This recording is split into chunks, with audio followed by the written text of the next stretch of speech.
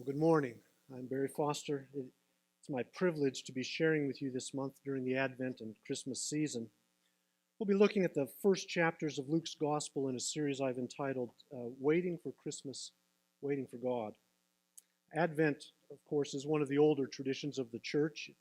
The earliest evidence we have of the church officially recognizing a season of preparation for Christmas comes from the early 4th century. But there was likely some older traditions of what became known as Adventus. That's the Latin for coming or arrival, preparing for the coming of the Lord. And it wasn't long before Advent became one of the more important traditions in the church, eventually becoming the first season of what we know as the church year. I love Advent because I love Christmas. And I love thinking about Christmas through the season of Advent and through the traditions associated with Advent and Christmas. I have lots of fond memories of Christmases from our childhood growing up in Colorado and from the years with my wife and now with our children and grandchildren. I grew up going to church, and so our family traditions are mingled with church traditions. In fact, that's the church I actually went, and that picture is taken from about the time we went there. For instance, growing up, we had two Christmas Eve services, one that was in the early evening, the second one that ended at midnight. And I loved the feeling of coming outside from the church at midnight on Christmas Eve in the cold Colorado air, especially if the snow is just beginning to fall. There's nothing quite like that. And the youth of our church would often reenact the nativity scene on the front lawn of the church, right behind those trees there, after each service. And the youth choir always joined with the adult choir for the later service. We always processed to the little drummer boy, and Ken Graham would sing Sweet Little Jesus Boy at the early service, and Ken Baxter would sing Oh Holy Night at the later service. It was our tradition. And then in between services, we would go home, eat dinner, open one present only, and after we went to bed, Mom would cover the unwrapped presents and the stockings with sheets to keep them hidden. The sheets were needed because I had a morning paper route, and she didn't want me peeking at the things when I walked through the living room from my bedroom at 4 o'clock in the morning. And so, of course, when Mary and I got married and we started having kids and putting out stockings and presents on Christmas Eve, I had to cover them with a sheet. Traditions, right? Our family now has its favorite Christmas traditions. We have a special breakfast menu that we have almost every year. It's an egg and sausage casserole, a delicious concoction called fruit soup, and a fantastic cherry pastry. Everyone looks forward to the breakfast, and everyone remembers the year that our dog got up on the counter and ate the pastry. I don't know if everyone has forgiven the dog yet. She's dead, so probably just get over it. But I'm sure that you have your favorite Christmas traditions too, whether they're your families or a part of your church heritage or both. I hope they're deeply important to you and that they bring you great joy each year as you celebrate with your family and your friends and the people that you love. But I have to admit something to you. I'm not a fan of a lot of what has become the industry of traditional Christmas. I don't care for its appeal to sentimentality and vague declarations about the real meaning of Christmas and what Christmas is all about. I say that because the real meaning of Christmas and what Christmas is all about, according to the Christmas industry, turns out to be not much more than vague feelings about being together and decorating trees and drinking cocoa after ice skating and finding your true love and maybe getting married in a Hallmark movie after you've learned the importance of forsaking the life of a corporate business executive to come and work at the small Christmas shop in the town where you or your true love grew up. I'm mocking, but please don't misunderstand me. If you love Hallmark Christmas movies, that's great. You've got plenty of them to enjoy. And enjoy them. And if you get all goosebumpy about thinking about Christmas lights and decorations or baking cookies, I want you to thoroughly enjoy this season. But let's not mistake sentimentality for the real meaning of Christmas. And more to the point, I think it's absolutely imperative for Christians to learn to discern between the traditions that help us celebrate Christmas and the faith that gave rise to those traditions and gives those traditions meaning. So I'm going to start at an unusual place this morning, a passage that is absolutely essential for understanding the biblical presentation of the birth of Jesus Christ. But it is a passage that we don't usually associate with Christmas or Advent. Luke's gospel contains the most extensive account of the events leading up to the birth of Jesus that we have in the New Testament. And we're going to look at those passages in the coming weeks. But before he writes his story of the birth of Jesus the Messiah, of whom he has become a disciple, Luke presents us with an introduction that explains why he's telling the story at all. Luke chapter 1, verses 1 to 4. Many have undertaken to draw up an account of the things that have been fulfilled among us, just as they were handed down to us by those who from the first were eyewitnesses and servants of the word. With this in mind, since I myself have carefully investigated everything from the beginning, I too decided to write an orderly account for you, most excellent Theophilus, so that you may know the certainty of the things you have been taught. The New Living Translation puts that last clause as this: so you can be certain of the truth of everything you were taught. Now, we can't help hearing those words and the words of the Christmas story through the filters of our traditions, our experiences, our 21st century assumptions and mindsets. So this morning, I'd like you to try something with me, a sort of thought experiment, if you will. We're going to try to imagine ourselves in the place of the very first people to hear Luke's introduction to his gospel. Let me help you. If you will, imagine yourself in the first century. You live in the largest and most important city in your region of the Roman Empire. The city is crowded. It's filled with people from many different cultures, many different backgrounds. They all have different customs. They speak different languages in their homes.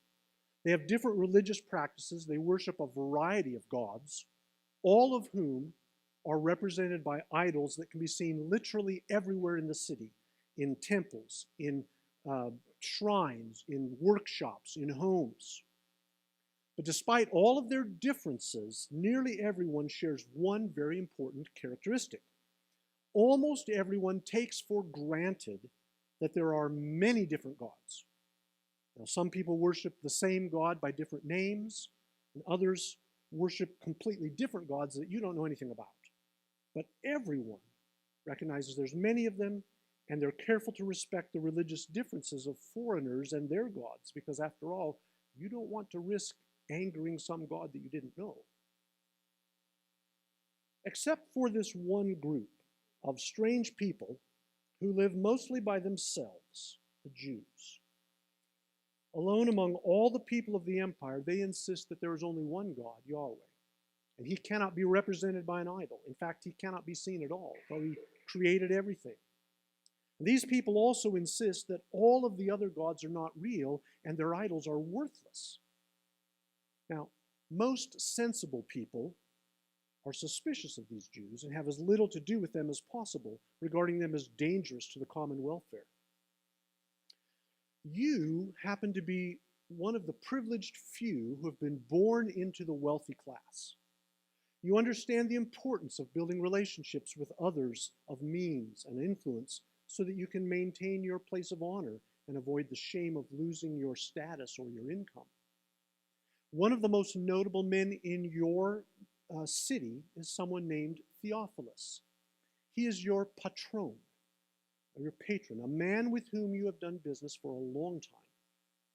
His friendship allows you access to an important circle of acquaintances. He is someone of great importance socially, so you are very grateful that he considers you worthy of his patronage. And you are careful to cultivate his trust in you and to show him the proper respect he deserves, especially any time you are together in public. And it's important to be seen with him. And so it's important that when you are seen with him, he knows how much you appreciate the opportunity. One thing that is hard for you to understand, however, is that Theophilus and his wife have begun associating with the Jews. This could be a cause for concern. It seems that his wife was the first to begin joining them for their weekly meetings. And after some time, she convinced her husband to join her. He did so, though at first it was only for certain special feasts and really only to be considerate of her feelings. But just the other day, you heard him mentioning to another friend that he has stopped visiting the temples of the gods. And the last time you were in his home, you noticed that the shrines to the local gods had been removed. His wife recently told several of the women in the community that in their meetings, the Jews read from ancient writings that foretold the coming of a king who would bring salvation to his people. She really should be more careful. Caesar has spies everywhere. These Jews could be dangerous. Now, of course, people who are making such a claim of bringing salvation, that's not new. Nearly every religion that you know of offers salvation. Every priest says that the God he serves promises blessings that will come to those who offer the proper sacrifices. And even the emperor is said to be a God who will bring salvation to the empire. But who knows? Maybe the gods will save you. But who can be sure of that? No one can tell what the gods will or won't do. Besides that, the gods change their minds as often as your wife does. So why should the God of the Jews be any different? Now let's pause for a moment before we go any further in this imaginary scene. What I've been describing to you is in fact the world in which both Luke and Theophilus lived. I've taken the liberty of taking generalities of the time and the culture and making them specific, sort of a historical fiction, if you will. But one of the most significant aspects of the Greco-Roman world in the first century was this very sharply marked division between the Jews and the rest of the population of the empire.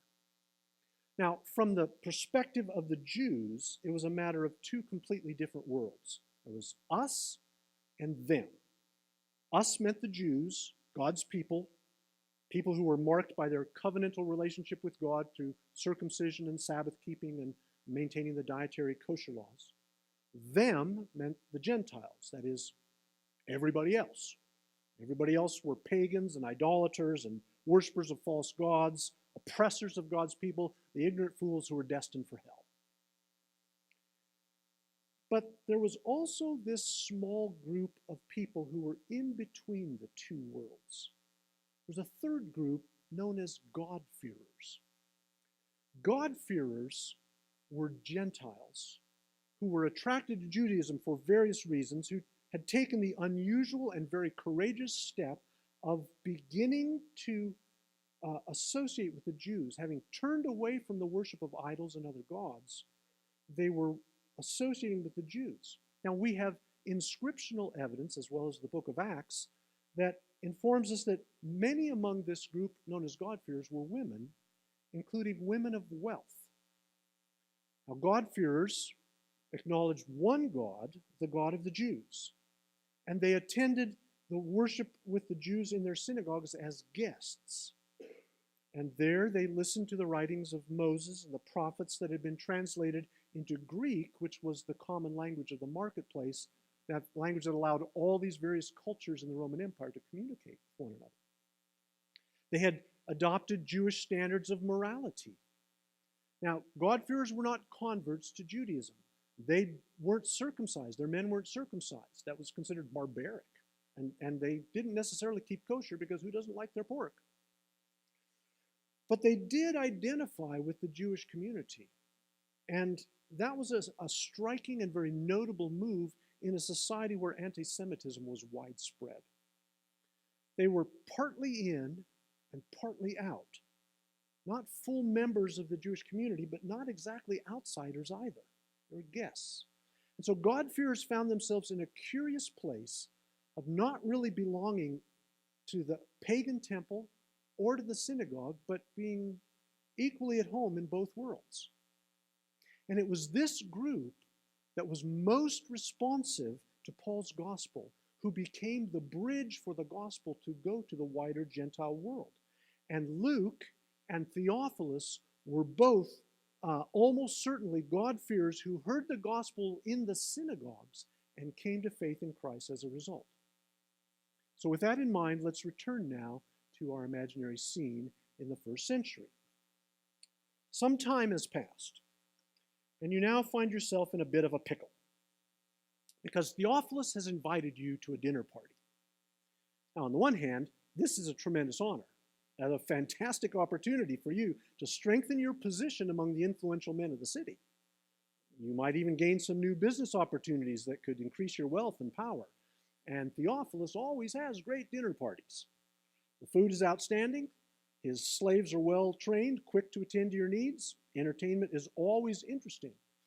And as his client, you are expected and almost obligated to go. But on the other hand, Theophilus and his wife have continued to associate with the Jews and have completely stopped attending any of the regular festivals or temple dinners that are honoring the gods. And lately, Theophilus seems very different. He talks more and more about this salvation that his new God, the God of the Jews, has provided. But you're skeptical, very skeptical. Theophilus may be heading down a very dangerous road that could lead to social disaster. Do you dare risk maintaining your relationship with him as your patron if he insists on cultivating this distasteful association with the Jews? Maybe it would be better to find a safer, more promising relationship with someone new. But Theophilus is insistent that you come to his dinner. He promises that he has a wonderful surprise. He will read from a new book he has commissioned that will tell us more about this Savior from God whose coming the Jewish prophets foretold. What to do? After all, he's still an important man in the city, and he is your patron, and he gives good dinner parties, so you agree to go. On the night of the party, you arrive, a bit nervous, unsure of what to expect. But as usual, the food and the service are outstanding. Whatever else happens, you're glad you came. And then, as promised, Theophilus gets up to speak. My friends, thank you for honoring me with your presence. I have been blessed by God, and I'm grateful for the chance to be your host and to share his goodness with you. My wife, of course, has seen to all the details of this fine dinner, and I dare say you won't find anyone who can do better. Everyone cheers politely, and several toasts are offered to Theophilus and to his wife and to the dinner. He continues. And now I'm excited to share with you this new book. Like you, I was skeptical when I heard about this new group among the Jews who said that God had brought his promised salvation through a prophet named Jesus. His followers made astounding claims that I thought preposterous at first. But they assured me that what they said was true. Still, I wondered. Many people tell interesting stories about the gods, and many people claim to know what the gods think or say. I have my doubts about all of that, as do you, I'm sure. I would not have you as friends if you were not sensible. There are plenty of gullible and foolish among the lower classes. We need not multiply their kind among ourselves. For that matter, I'm also aware that there are those within the Jewish community who strongly dispute what these followers of Jesus claim. I cannot follow all of their arguments over the meaning of their scriptures, but I have seen that some are persuaded and others are not. So I wanted more evidence. I sent for a man I've come to know, a physician who was the companion of a certain Paul, one of the followers of this Jesus. His name is Luke. He's an intelligent and resourceful man, trustworthy, wise, and I learned that he had already researched the beginnings of this sect, so I invited him to write the history of Jesus and his followers for me. And he has now sent me this first volume with the promise of a second one to follow. Please, I offer this to you as my gift for joining me here tonight. Theophilus then turns to one of his slaves and motions for him to begin, and you are amazed. He has a slave who can read. Theophilus must be a very great man. You hear the introduction, and you note that it is written in an excellent, almost classical Greek style, which gives you some confidence. This Luke might indeed be a man of learning, someone trustworthy and worth hearing. And here's what he says.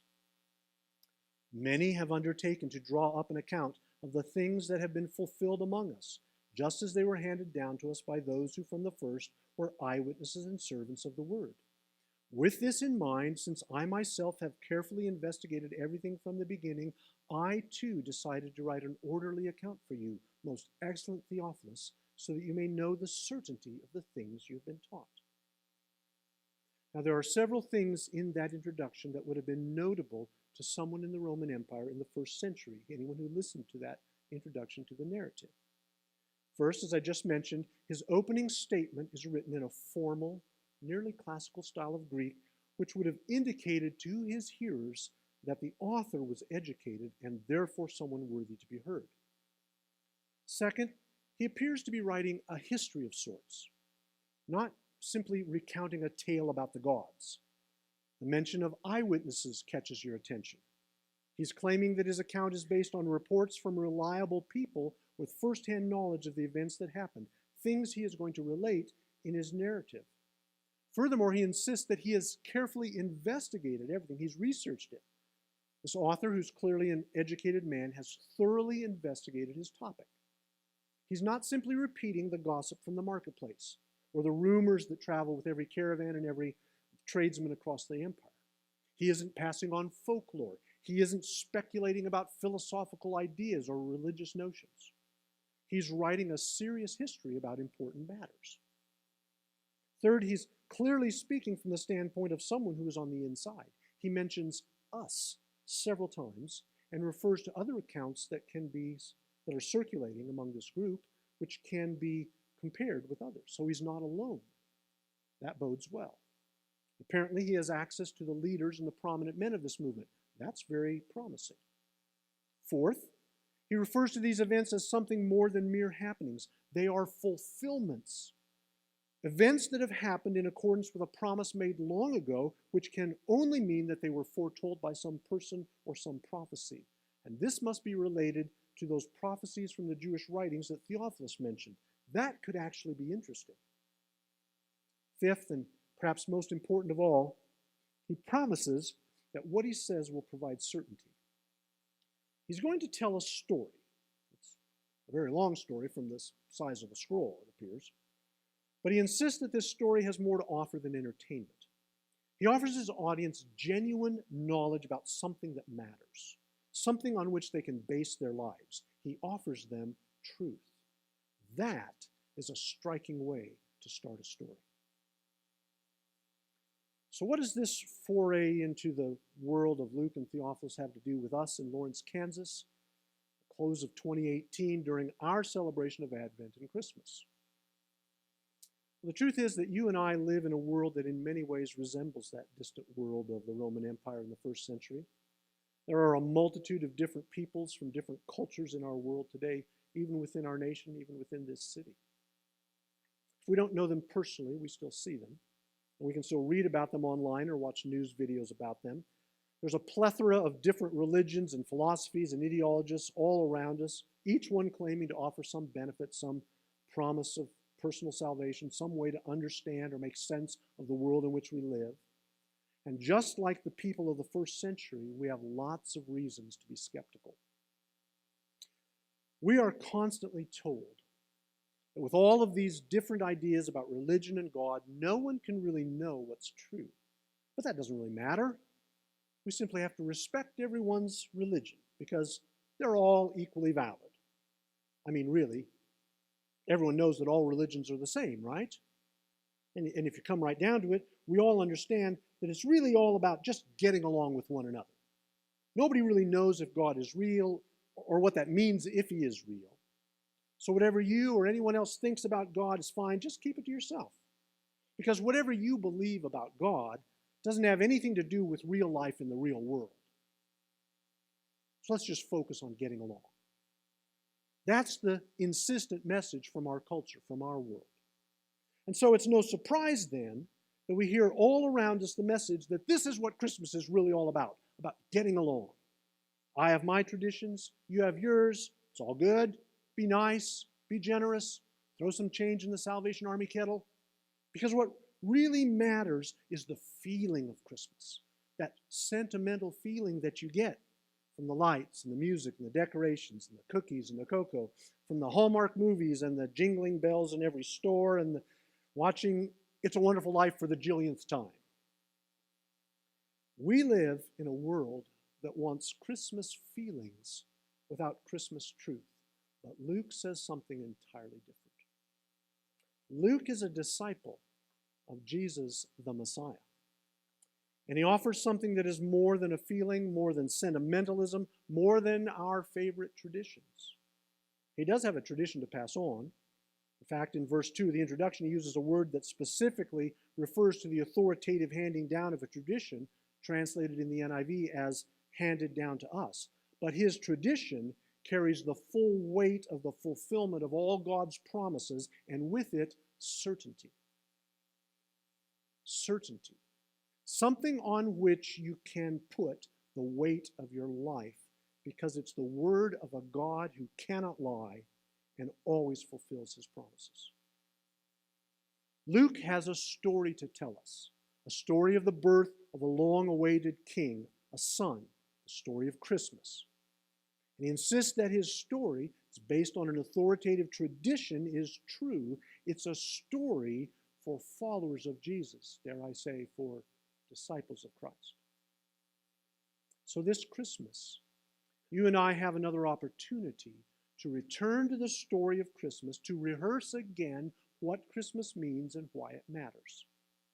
We have a chance to probe behind all of the different things we love about the season, about the traditions that help us celebrate it, including those Hallmark movies, and to start our Christmas celebration by remembering that the story is more than a story. It happened, it's factual, but more than that, the Christmas story is about events that were foretold, that fulfilled ancient prophecies and God's promise to send a Savior. The story is meaningful, and the story matters because it's more than just a recounting of what happened.